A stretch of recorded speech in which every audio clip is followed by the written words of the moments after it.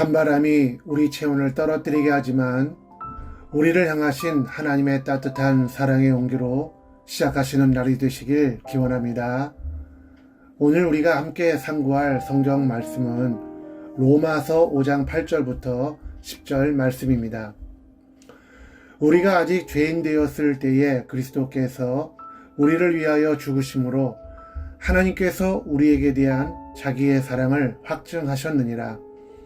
그러면 이제 우리가 그 피를 인하여 의롭다 하심을 얻었은즉 더욱 그로 말미암아 진노하심에서 구원을 얻을 것이니 곧 우리가 원수 되었을 때에 그 아들의 죽으심으로 말미암아 하나님으로 더불어 화목되었은즉 화목된 자로서는 더욱 그의 살아심을 인하여 구원을 얻을 것이니라. 아멘. 에덴 동산에서 아담과 하와는 의식, 예식, 종교도 없는 단지 하나님의 임재 가운데서 사는 친밀한 관계가 있었을 뿐이었습니다. 하지만 타락한 이후 그 이상적인 관계가 사라지게 되었고 죄의식이나 두려움만 남게 되었습니다. 로마서 5장 11절에서 이제 우리로 화목을 얻게 하신 우리 주 예수 그리스도로 말미암아 라고 말씀하시듯 예수님이 십자가에서 우리의 죄값을 치르셨을 때 성전에 드리워졌던 사람과 하나님을 분리시켰던 휘장이 위에서 아래로 찢어지므로 사람이 다시 한번 하나님께 언제라도 하나님을 만나기 위해 직접 나아갈 수 있도록 이 상황을 바꾸어 놓으셨습니다. 요한복음 15장 15절에 너희를 친구라 하셨으니 말씀하듯이 친구는 결혼식에서 신랑 들러리 혹은 왕에 아주 가깝고 신뢰하는 사람을 지칭하는 것으로 종들은 왕과 일정한 거리를 유지해야 하지만 신뢰하는 친구들의 모임은 친밀한 교제를 즐기고 직접 만나며 비밀 정보를 나눕니다.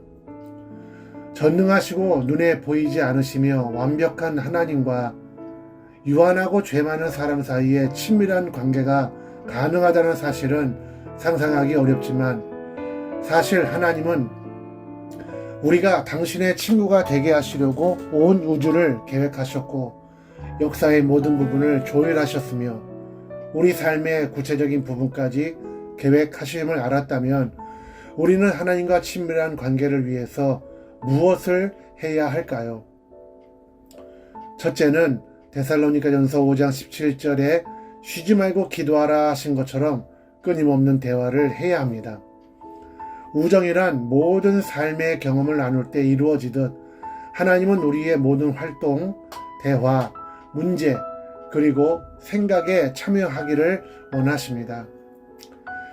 17세기 프랑스 수도원 조리사인 로렌스는 하나님의 임재 연습이라는 글 중에 하나님과의 친구 관계에서 가장 중요한 것은 우리의 행동을 바꾸는 것이 중요한 것이 아니라 태도를 바꾸는 것이다 라고 말했습니다. 둘째는 계속해서 묵상해야 합니다. 한 문제를 놓고 반복적으로 생각하면 그것을 걱정이라 부르지만 하나님의 말씀을 반복해서 생각하면 그것이 묵상입니다. 그래서 어쩌면 걱정하는 방법을 안다면 묵상하는 방법은 이미 터득되었다고 볼 수 있습니다.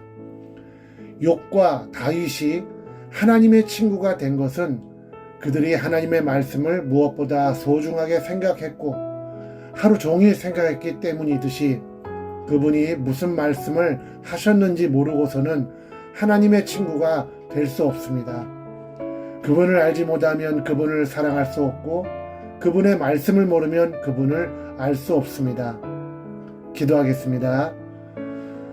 예수 그리스도의 은혜로 하나님을 아버지라 부르며 화목할 수 있는 시간을 주셔서 감사합니다.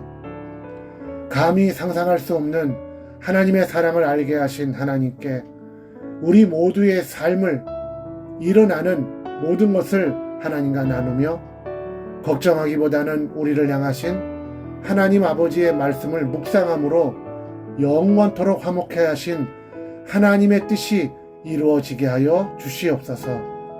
이를 예수 이름으로 축복하며 기도하옵나이다. 아멘.